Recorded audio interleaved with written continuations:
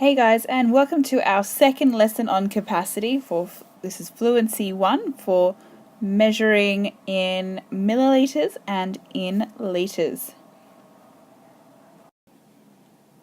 In this lesson, you're going to learn how to measure the capacity of objects. So that means measuring the contents that an object would hold, measuring and comparing the capacity of objects. So we're going to compare objects that might hold less and objects that might hold more than. And then what we're going to do is order the objects from those that hold less or have a lesser capacity and those that have a greater capacity. We're going to start with learning how to measure the capacity of objects in milliliters. Here I have a measuring jug, and as you can see, these white numbers on the side are telling me the amount of the jug that the jug is holding in milliliters. We can see that there is an ml, and that means milliliters.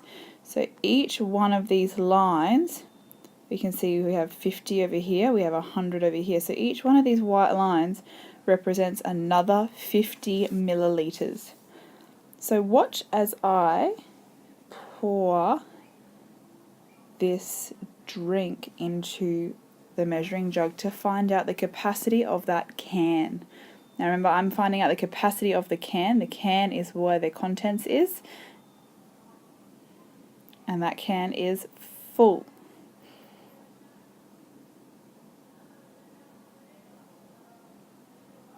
So as I pour the contents of that can into the jug, I'm finding out the capacity of the can in milliliters. We're measuring the can in milliliters because it's not big enough to have liters. As we look at the side there, we can see that the capacity of that can is between 350 and 400 milliliters. We can see that 350 here and 400. So we can see that the can has more than 350 milliliters, but it has less than 400, and it's falling at about the halfway point here. So we would say that that can has about 375 milliliters in it. As we can see that the line here is exactly halfway between 350 and 400. And we know that 375 milliliters falls right between 350 and 400.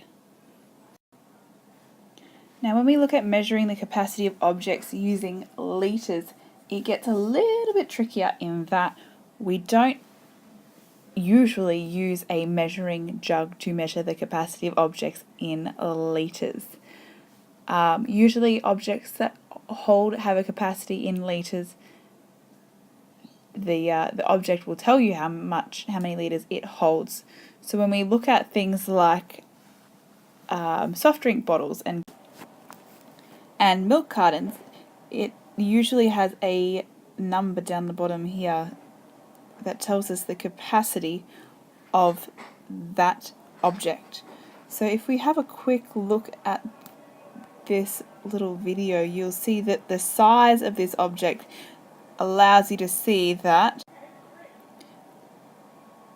this is a 2-litre container.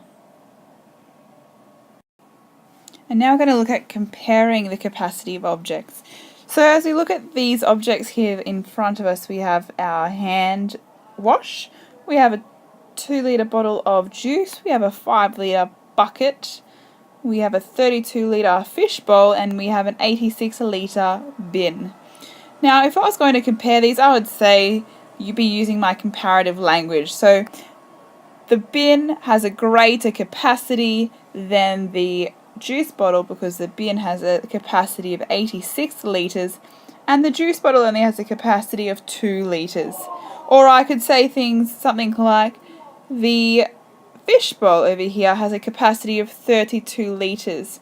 The only thing that has a greater capacity than the fish bowl is the rubbish bin. Everything else has a smaller capacity.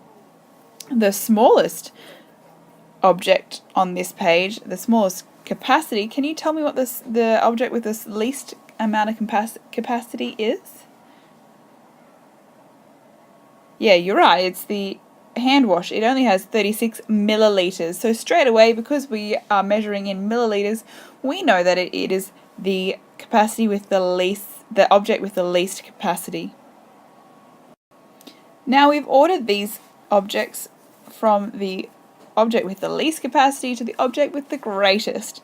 So we have got our hand wash with 36 milliliters, then we work our way to the juice bottle that has 2 liters, our bucket with 5 liters, our fish bowl with 32 liters, and our garbage bin with 86 liters. So as you can see, I have ordered these from the least to the greatest over here.